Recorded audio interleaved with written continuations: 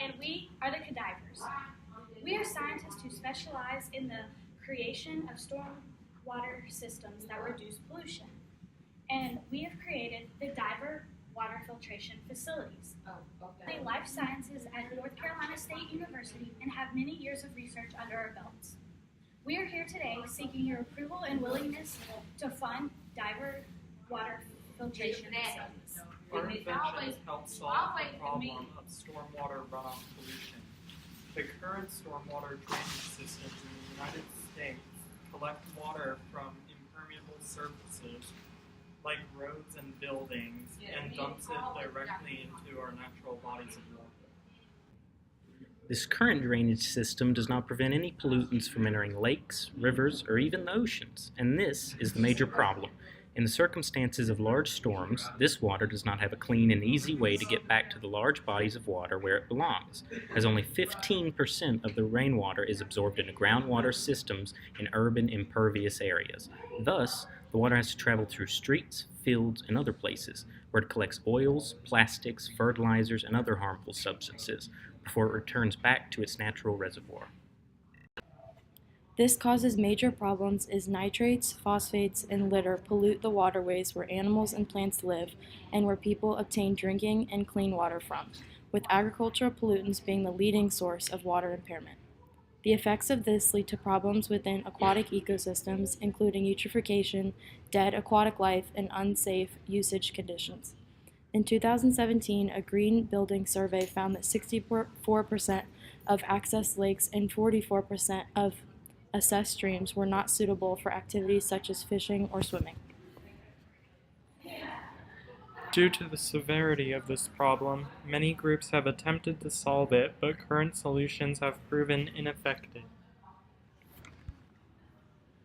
One existing solution to the current problem of stormwater runoff pollution is rock beds.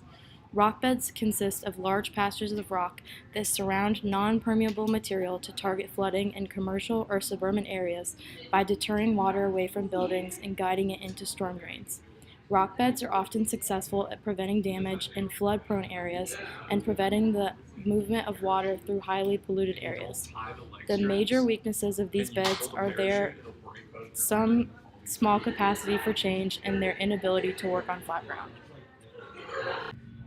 Another existing solution that has worked extremely well is the preventative flood infrastructure that has been built by the Dutch. The Netherlands, a country historically prone to massive storms, has redesigned public spaces, buildings, dams, canals, roadways, and more with the purpose of flood prevention in mind. Innovations include basketball arenas and parks that double as pools, man-made dunes along the coast, and giant gates larger than the Eiffel Tower to block waterways in times of emergency. The most convincing proponent for this idea is its high effectiveness in ensuring human safety. However, this solution is extremely expensive and takes many years of planning. And while it does hold back storms, it does not directly address the pollution problem because the water eventually must be released into storm drains. The final existing solution that we researched is rain barrels, a system in which a pipe transports rooftop water into a massive container for reuse. This system is great for conserving small amounts of water, shortening the distance water travels over polluted surfaces, and relocating water to permeable ground where it is filtered naturally. While all of these benefits are great, there are incredibly small scale, as each bucket often only holds around 500 gallons of water, not enough to make an overall impact on water quality.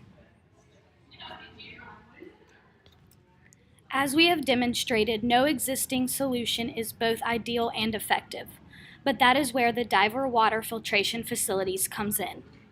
We are proposing the idea to build water filtration facilities that would be strategically located at the end of stormwater drainage lines, right before they dump into the nearby water body.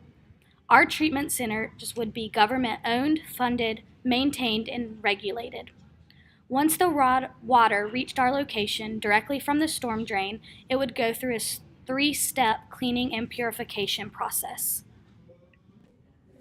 First, a simple physical filtration system, similar to a mesh colander to remove litter and debris, such as plastics, paper, metal, dead animals, etc. Second, nitrates will be removed from the water through a reverse osmosis process. A semi-permeable membrane would be placed as barrier for pressured water to be pushed through.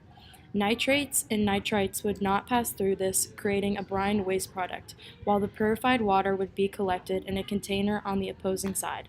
It is estimated that 87 to 93% of nitrates could be removed through this process. The small amount remaining could be allowed in the natural environment, as some nitrate is healthy and utilized by plants and animals. Lastly, the water would be decontaminated of phosphates through a biological removal process.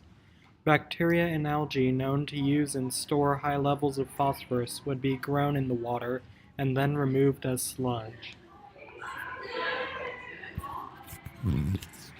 Finally, once the water has undergone all 3 treatment steps, it would be reintroduced into the waterways through the final piece of the storm drain pipeline system. The waste products from the nitrate and phosphorus removal processes would then be collected and sold to companies that use them. This would be a productive way to generate a small amount of revenue as well as recycle chemical compounds. The biggest strength of this solution is the proven effectiveness of the scientific processes that will be used in our treatment plants, thus increasing the chance for high success upon implementation. The widespread benefits of our solution is another strength. Human, animals, plants, and the environment alike will benefit. Additionally, our system would create government jobs for those who run and maintain the facilities. After hearing about the diver water filtration facilities and our proposal to you as business owners, which one of you will join us in improving our environment?